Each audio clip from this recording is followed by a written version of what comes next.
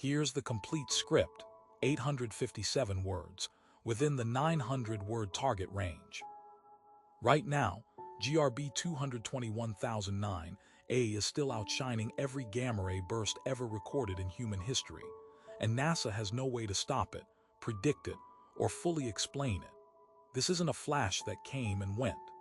Its afterglow is still lighting up instruments built to survive exactly this kind of event, and it's still breaking the math.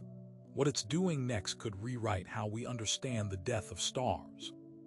But here's what nobody is telling you about the burst they call the BOAT. BOAT stands for Brightest of All Time. That's not a nickname reporters invented. That's the term astrophysicists actually use in actual papers. On October 9, 2022, gamma-ray detectors across the planet lit up at once. Telescopes in orbit, telescopes on Earth, all recording the same impossible signal. The burst came from a collapsing star roughly 2 billion light-years away, in the direction of the constellation Sagitta. 2 billion years for the light to reach us. And when it finally did, it hit so hard it disturbed Earth's upper atmosphere, a layer of our planet, charged by an explosion that happened before complex life existed on land. Ground-based instruments in China, radio arrays in South Africa, and observatories across Europe all logged the same signal within minutes of each other. That kind of simultaneous planet-wide detection almost never happens. It told scientists immediately this wasn't a routine burst. This was something they'd been waiting decades to see and dreading a little too. Here's the part that stunned them. Gamma-ray bursts are supposed to follow a rule. The brighter the burst, the rarer it should be. One this intense, statistically, shouldn't appear for another 10,000 years. It arrived anyway. It saturated detectors on the Fermi Gamma-ray Space Telescope, instruments engineered specifically to handle extreme brightness without failing. They failed.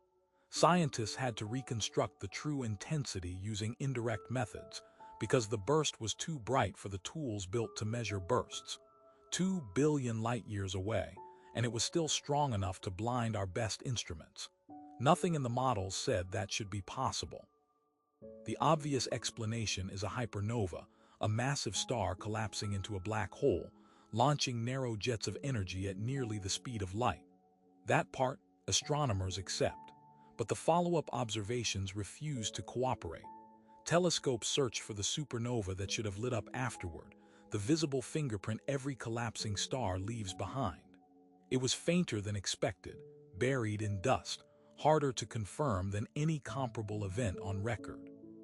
Caltech researchers admitted the afterglow behaved unlike anything in their catalog. The energy readings didn't decay the way the models predicted. Something about this collapse wasn't playing by the rules.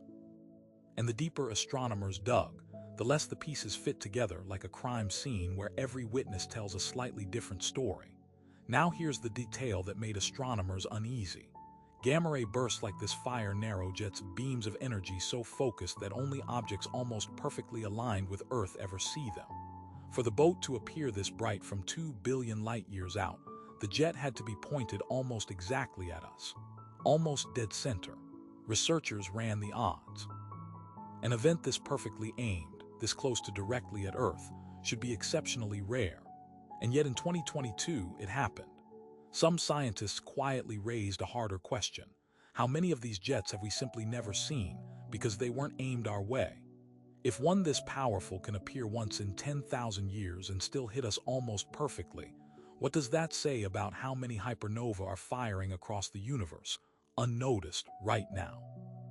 The afterglow lingered in X-ray observatories for months, refusing to fade on schedule, as if the dying star hadn't finished collapsing the way physics said it should. Teams at multiple institutions submitted competing papers. None of them fully agreed on why the light curve broke its own rules. If a burst this bright can violate the frequency models, defeat purpose-built detectors, and still leave its collapse mechanism unresolved, then our estimate of how often the universe produces planet-sterilizing radiation is wrong. Not slightly wrong, foundationally wrong. A jet like this, aimed at a nearby star system instead of an empty stretch of sky 2 billion light-years off, could strip an atmosphere in seconds. Scientists studying mass extinctions now openly discuss gamma-ray bursts as a candidate cause for Earth's own ancient die-offs. The boat proved these events can be brighter, closer to alignment, and harder to predict than any model accounted for. And it proved our detection network can be overwhelmed by the very thing it was designed to catch. So the burst has faded. The satellites recovered. But the number that started this, 1 every 10,000 years, was already wrong once. Nobody has published a number they trust yet.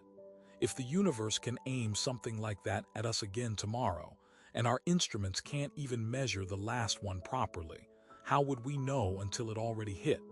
Tell me what you think happens next. The full draft is also saved at /home/jarvisadmin/grb script draft, txt, if you want to hand it straight to TTS.